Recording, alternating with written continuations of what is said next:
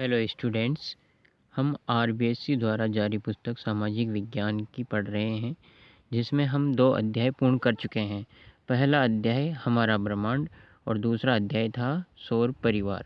अगर आपने इन दोनों वीडियोज़ को नहीं देखा है तो डिस्क्रिप्शन में लिंक दिया हुआ है, उनको जा कर के देख सकते हैं। आज हम तीसरा अध्याय शुरू करेंगे, जिसमें जानेंगे अंतरिक्ष के बारे में। अंतरिक्ष की खोज, इसका नाम है अंतरिक्ष की खोज। इससे पहले हमने पिछले वीडियो में 2 प्रश्न पूछे थे कमेंट बॉक्स में कमेंट करने के लिए, तो उनको हम कंप्लीटली देख लेते हैं, उनके आंसर। तो आइए देखते हैं। निम्न सही विकल्प को चुनिए। वर्तमान में ग्रहों की संख्या क्या है? तो इसका सही आंसर होगा 8। सौर मंडल का सबसे बड़ा ग्रह है, तो वो है बृहस्पति। अब जानते हैं अंतरिक्ष की खोज अध्याय के बारे में। पिछले अध्याय से हम जान चुके हैं कि प्राचीन काल से ही मनुष्य ब्रह्मांड के बारे में जानने के लिए प्रयत्नशील रहा है। सभ्यता के प्रारंभिक काल में पृथ्वी से आकाश की गतिविधियों को देख पाना संभव नहीं था, किंतु लंबे समय तक इन आकाशीय पिंडों की गतिविधियों को देखकर प्राप्त निष्कर्षों की सहायता से मानव ने कई पुरानी मान्यताओं को गलत साबित कर दिया। खगोल शास्त्रियों ने विश्व के सामने नए सिद्धांत और परिकल्पनाएं पेश की। अंतरिक्ष या खगोलीय खोज में भारत की प्राचीन सभ्यताओं सहित मेसोपोटामिया, मिस्र, चीन, यूनान का योगदान रहा है। भारत ने पुरातन काल से कई यंत्रों की सहायता से सौरमंडल, ग्रहों एवं तारों के बारे में जानकारी प्राप्त की है। रॉकेट की सहायता से कई अंतरिक्ष यान अंतरिक्ष में भेजे। इस अध्याय में हम इन सभी के बारे में जानकारी प्राप्त करेंगे। खगोल की प्राचीन विरासत। खगोल शास्त्र का प्रारंभ किस देश और किस काल में हुआ होगा, इस विषय पर विद्वान एकमत नहीं है। प्रारंभ में यह केवल निरीक्षणात्मक रहा होगा, लेकिन क्रमशः वैज्ञानिक स्वरूप पाकर वह वर्तमान का खगोल विज्ञान बन गया। इस विद्या को चरमोत्कर्ष मिस्र के पिरामिड द्वारा लगभग ईसा पूर्व 2500 वर्ष से भी पहले स्थापित हुआ था। अभी तक के प्राप्त प्रमाणों के आधार पर ऐसा ज्ञात हुआ है कि पिरामिडों के निर्माण का संबंध तारों की दिशा और गति को जानने के लिए किया गया है। गीजा के महान पिरामिड का ध्रुव तारे की सीध में होना इस मत की पुष्टि करता है। जैसा कि इस चित्र में दिया गया है, मिस्र के पिरामिड और उसके ठीक शीर्ष पर, ये देखिए यहाँ पर ठीक शीर्ष पर ध्रुव तारा है। तो इससे पता लगता है कि पहले तारों को या दिशा को ज्ञात करने के लिए इस तरह की पद्धतियाँ अपनाई जाती थी। पिरामिडों से भी दिशा का पता लगाया जा सकता था। अंतरिक्ष खोज का इतिहास। भारत के खगोलविद भी अंतरिक्ष की जानकारी प्राप्त करने के लिए प्राचीन काल से ही प्रयत्नशील रहे हैं, जिनमें प्रमुख रूप से आर्यभट्ट, वराहमिहिर, भास्कराचार्यद्वितीय आदि हैं। आर्यभट्ट भारत के महान खगोलविद थे। कौन थे? खगोलविद, बहुत महान व्यक्ति थे ये। देखते हैं इनके बारे में। जिनकी मान्यता थी कि पृथ्वी गोल है। इन्होंने पृथ्वी स्थिर नहीं है यह बात ईसा पूर्व 5वीं सदी में ही बता दी थी। आज से लगभग 2500 वर्ष पूर्व ही इन्होंने ये बात बता दी थी कि पृथ्वी स्थिर नहीं है, ये गोल गोल घूमती है या गोल, ये और इसकी आकृति कैसी, ये भी इन्होंने बता दिया था। इसके घूमने के कारण ही हमें लगता है कि तारे उदय और अस्त होते हैं।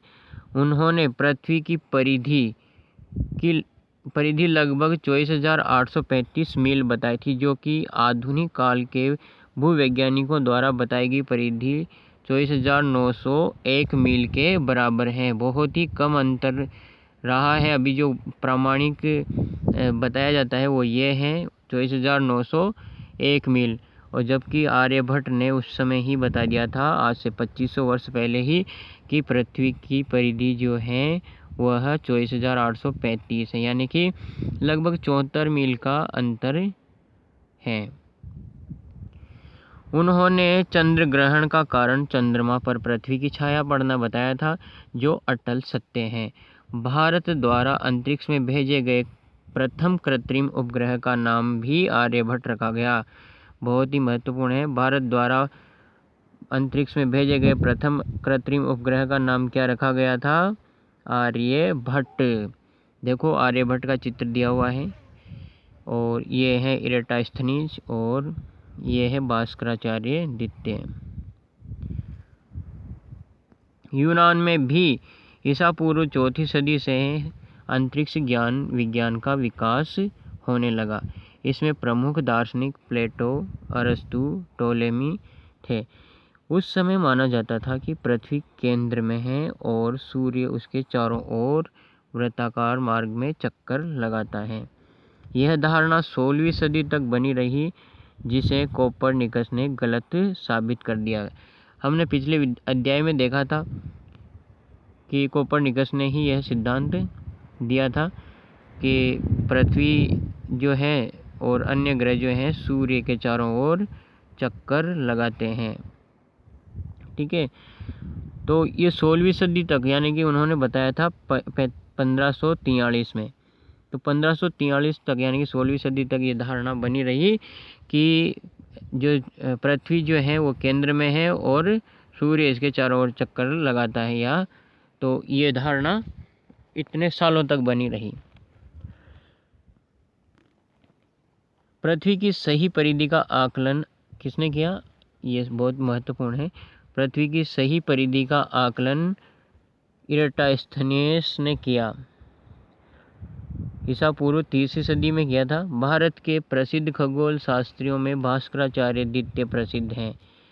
खगोल शास्त्रियों में कौन सबसे प्रसिद्ध है? भास्कराचार्य द्वितीय। इनका जन्म 1114 ईस्वी में हुआ था। इस विद्वान ने मात्र 36 वर्ष की आयु में सिद्धांत शिरोमणि नामक ग्रंथ की रचना की। सिद्धांत शिरोमणि ग्रंथ किसका है? भास्कराचार्य द्वितीय का। उनका मानना था कि पृथ्वी गोल है और अपने गुरुत्वाकर्षण के कारण सब चीज़ों को अपनी ओर खींचती है। इससे स्पष्ट है कि भारतीय खगोल शास्त्रियों ने पृथ्वी के गुरुत्वाकर्षण सिद्धांत, पृथ्वी के घूमने तथा परिक्रमण आदि का प्रतिपादन न्यूटन से कई सदियों पूर्व ही कर लिया था। अर्थात अभी तो हम कई सारे प्रमाणों से ये सब चीज़ों का पता लगा रहे हैं, लेकिन हमारे भारतीय खगोल शास्त्रियों ने इतने वर्षों पूर्व ही बता दिया था कि गुरुत्वाकर्षण सिद्धांत क्या है, पृथ्वी घूमती है, परिक्रमण करती है। ये न्यूटन से कई सालों पहले ही बता दिया था। भास्कराचार्य के ग्रंथों में अंक गणित, बीज गणित, ज्योतिष शास्त्र आदि का विस्तृत वर्णन मिलता है। अंतरिक्ष जानकारी के साधन, यानी कि हमने अंतरिक्ष के बारे में कैसे जानकारियाँ हासिल की, उसमें कौन कौन से साधन सहायक हुए। तो पहला है दूरबीन। ईसा से 20वीं सदी तक खगोल शास्त्र आकाशीय पिंडों की गतिविधियों को समझने वाला अवलोकन शास्त्र मात्र था। आधुनिक वेधशाला का प्रमुख यंत्र दूरबीन है, जिसकी सहायता से दूर स्थित वस्तुएं हमें पास में तथा बड़ी दिखाई देती हैं। प्रथम दूरबीन का आविष्कार हॉलैंड यानी कि नीदरलैंड के हैंस लिपर्सी ने किया है। किसने किया है? हैंस लिपर्सी। कहाँ के हैं? हॉलैंड यानी कि नीदरलैंड। हॉलैंड का नाम अब क्या है? नीदरलैंड। तो इन्होंने किया था। किंतु आकाशीय पिंडों को देखने में प्रयोग किए जाने वाले दूरबीन का आविष्कार इटली में गैलीलियो ने किया था।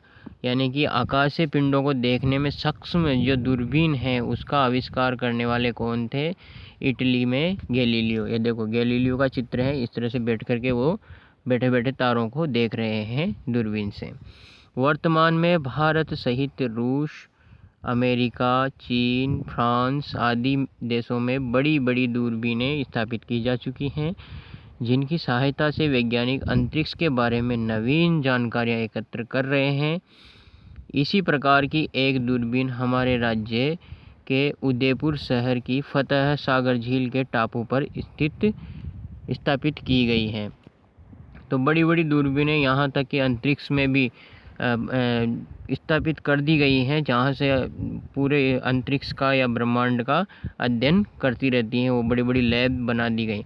इसी तरह से हम एक दूरबीन हमारे राज्य राजस्थान में भी उदयपुर शहर की फतेह सागर झील के टापू पर स्थापित की, जो देश की सबसे बड़ी दूरबीन है। देश की सबसे बड़ी दूरबीन है और इस दूरबीन का नाम है मास्ट। फुल फॉर्म है इसकी मास्ट की M for multi, A for application, S for solar और T फॉर टेलीस्कोप, यानी कि मल्टी एप्लीकेशन सोलर टेलीस्कोप। इससे मिलकर के बनता है मास्ट। यानी कि सबसे बड़ी, हमारे देश की सबसे बड़ी दूरबीन कहाँ पर स्थापित है? उदयपुर शहर के फतेह सागर झील के टापू पर। उसका नाम क्या है? मास्ट।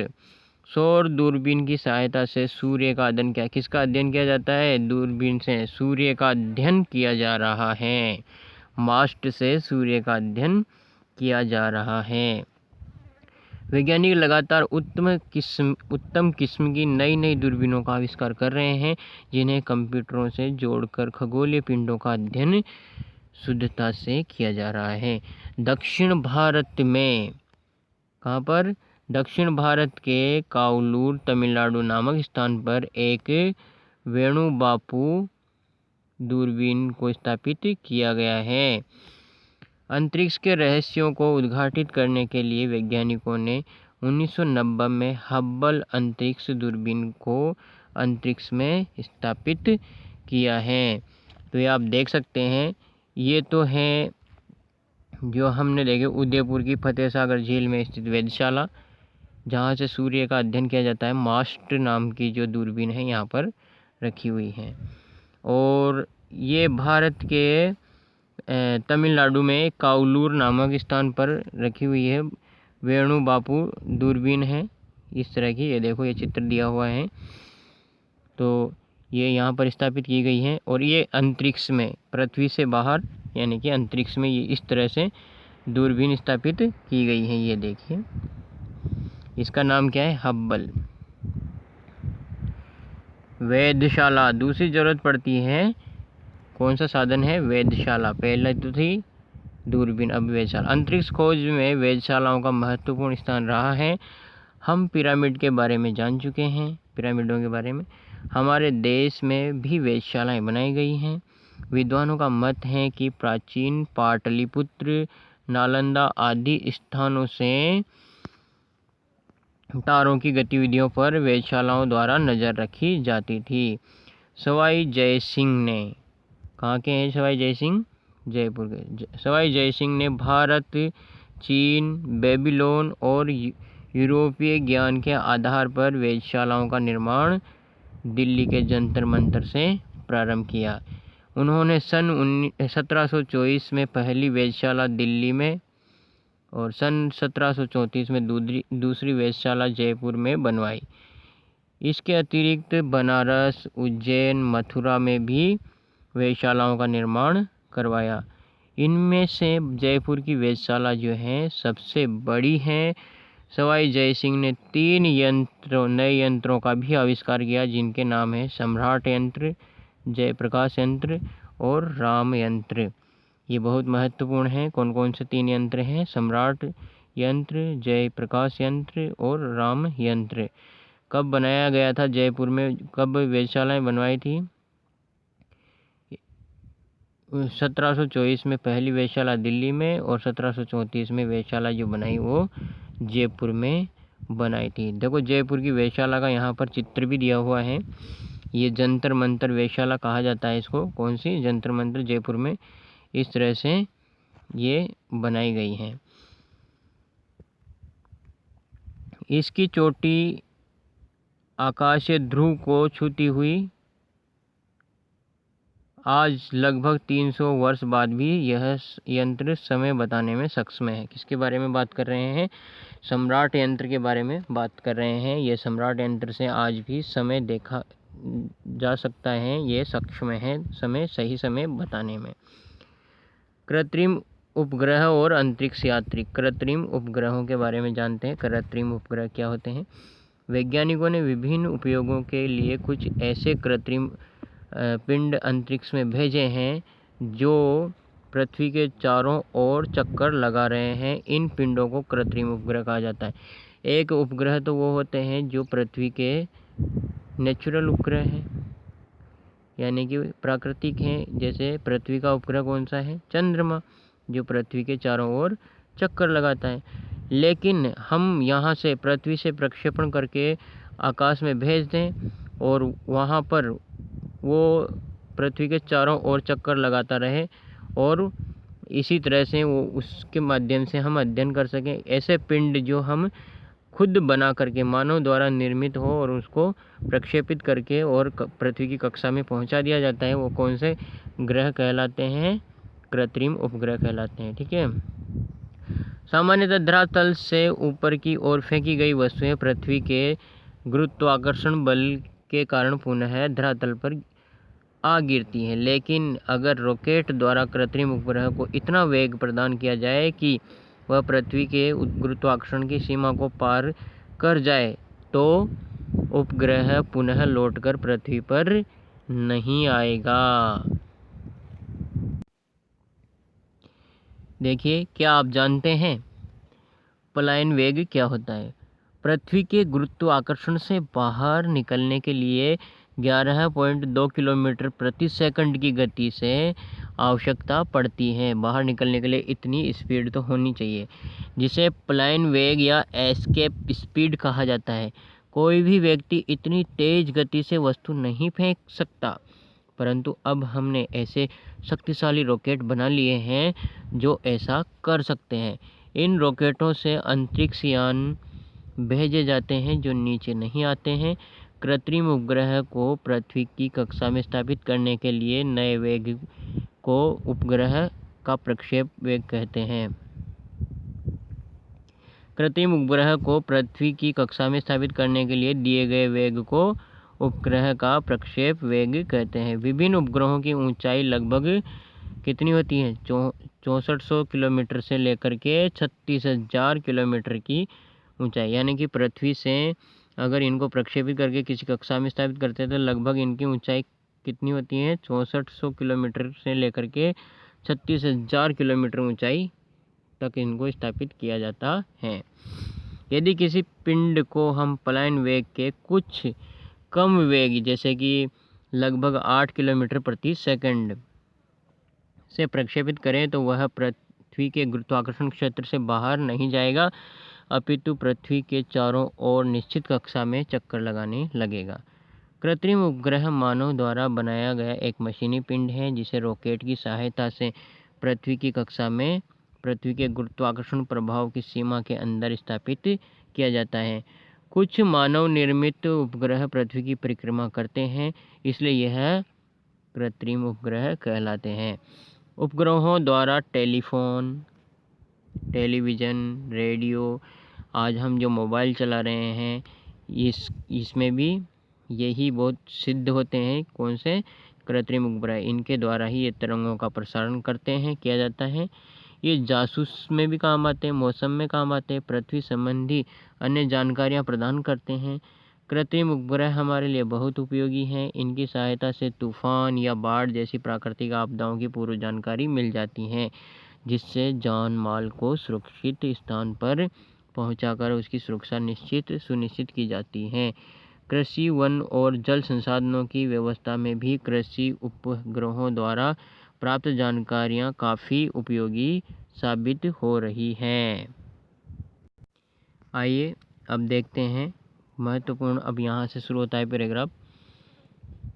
विश्व का पहला उपग्रह 1957 में स्पुतनिक फर्स्ट तत्कालीन सोवियत संघ द्वारा अंतरिक्ष में रॉकेट के द्वारा पहुंचा गया था। ये बहुत महत्वपूर्ण लाइन है।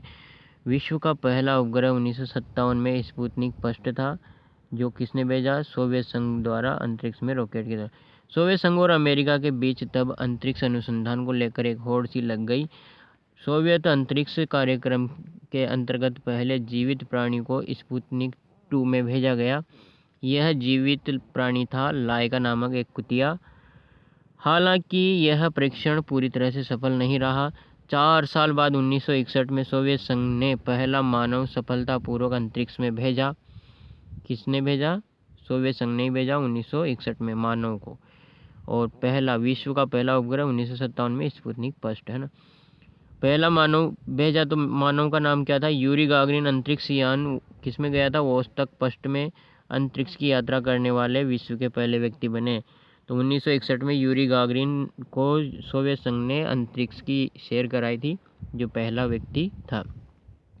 1969 में अमेरिका ने तो तब चौंका दिया जब अपोलो 11 अंतरिक्ष यान से 3 यात्रियों को सफलता के साथ न सिर्फ अंतरिक्ष की सैर कराई, बल्कि 2 अंतरिक्ष यात्रियों को चंद्रमा की सतह पर भी उतारा।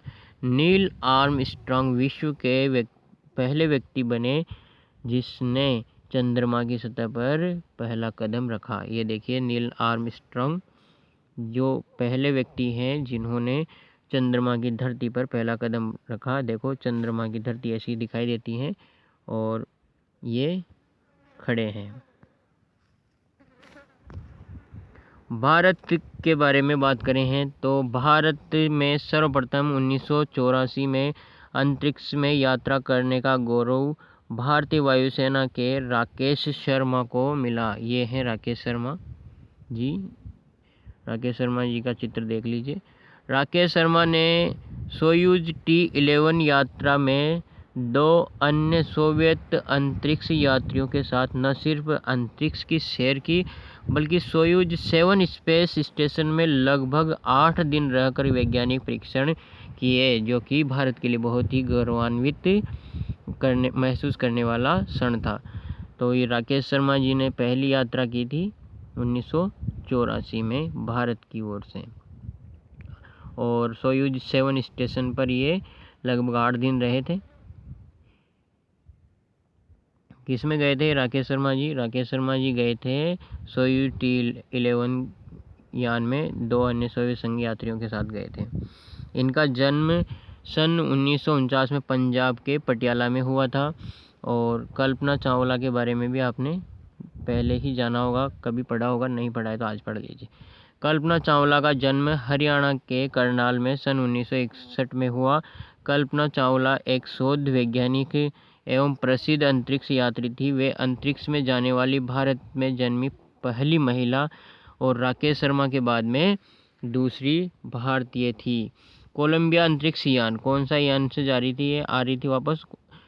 कोलंबिया अंतरिक्ष यान के वापस लौटते समय सन 2003 को हुई दुर्घटना में अपने 6 सहयोगियों या सदस्यों के साथ इनकी भी मृत्यु हो गई। इसके अतिरिक्त भारतीय मूल की अमेरिकी नागरिक सुनीता विलियम्स अंतरिक्ष में सर्वाधिक समय बिताने वाली महिला हैं।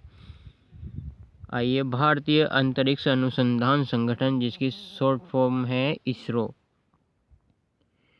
हमारे देश के प्रसिद्ध वैज्ञानिक होमी जहांगीर भाभा के नेतृत्व में सन 1962 में परमाणु ऊर्जा विभाग ने अंतरिक्ष अनुसंधान के लिए भारतीय अंतरिक्ष अनुसंधान संगठन का गठन किया। किनके नेतृत्व में किया? प्रसिद्ध वैज्ञानिक थे होमी जहांगीर भाभा। इनके नेतृत्व में किसके सहयोग से? ऊर्जा विभाग के सहयोग से ऊर्जा विभाग ने अंतरिक्ष अनुसंधान के लिए भारतीय अंतरिक्ष अनुसंधान संगठन यानी कि इसरो का गठन किया। तब से लेकर अब तक भारत ने अंतरिक्ष विज्ञान में महत्वपूर्ण प्रगति की। भारतीय अंतरिक्ष कार्यक्रम को गति देने का श्रेय है वो है विक्रम साराभाई को। विभिन्न उपयोगों के लिए भारत के वैज्ञानिकों ने कई कृत्रिम उपग्रह पृथ्वी की कक्षा में स्थापित किए हैं। प्रथम भारतीय उपग्रह का नाम आर्यभट्ट रखा गया था, जिसे 1975 में सोवियत संघ के वैकानूर अंतरिक्ष क्षेत्र से प्रक्षेपित किया गया था। इसके साथ ही भारत ऐसा करने वाला विश्व का छठा देश बन गया।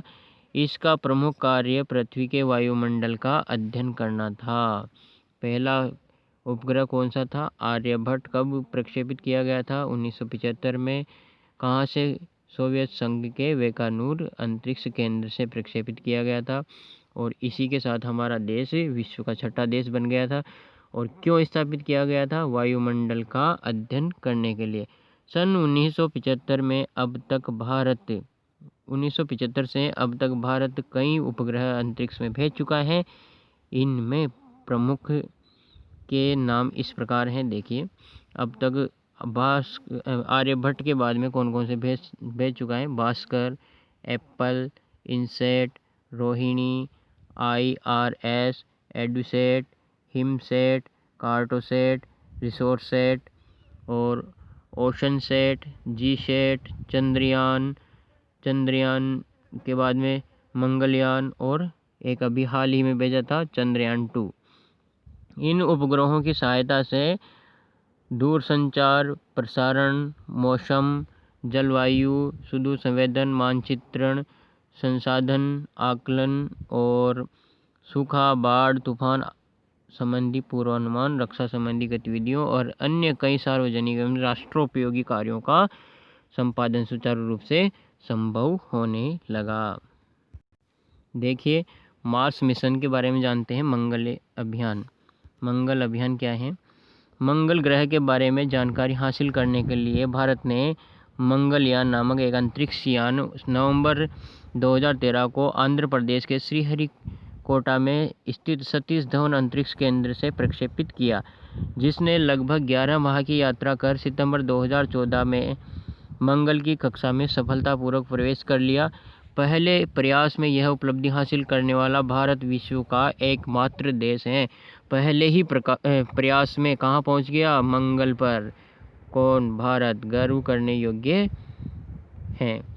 इस प्रकार चंद्रमा का अध्ययन करने के लिए अक्टूबर 2008 में चंद्रमा का अध्ययन करने के लिए चंद्रयान नामक एक अंतरिक्ष यान को भी प्रक्षेपित किया। देखो, प्रक्षेपण से पूर्व इस तरह से दिखाई देता है रॉकेट,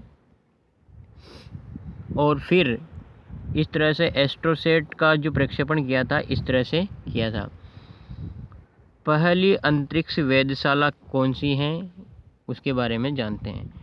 मंगलयान की सफलता के बाद भारत अब उन देशों की सूची में भी शामिल हो गया है जिनकी अंतरिक्ष में वेधशाला है।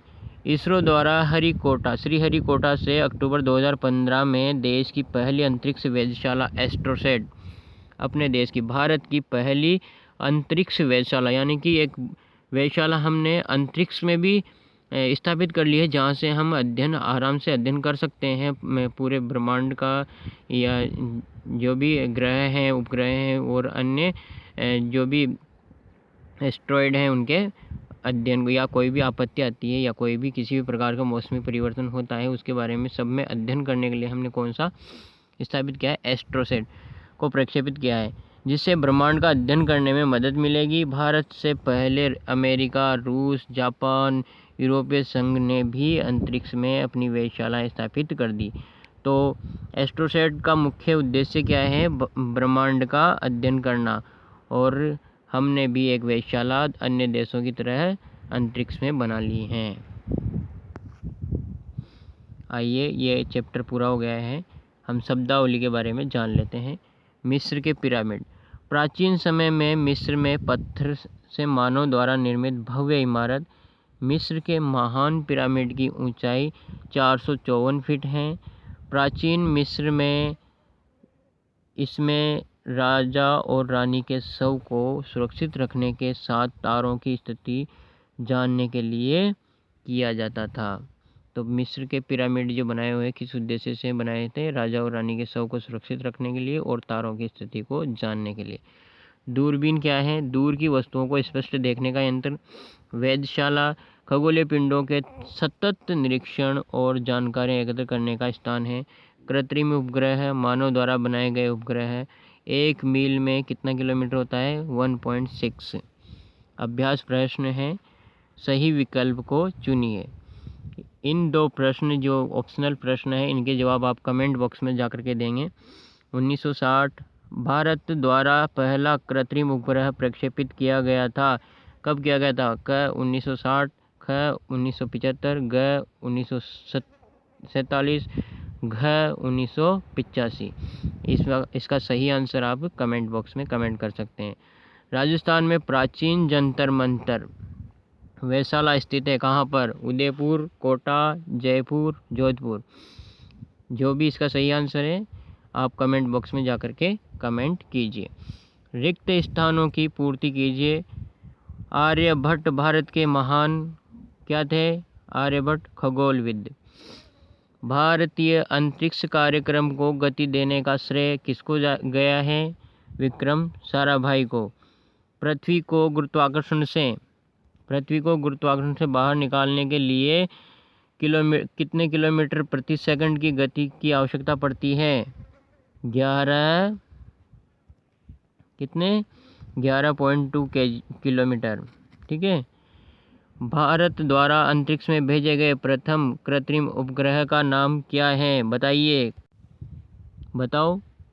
आर्यभट्ट। ठीक है।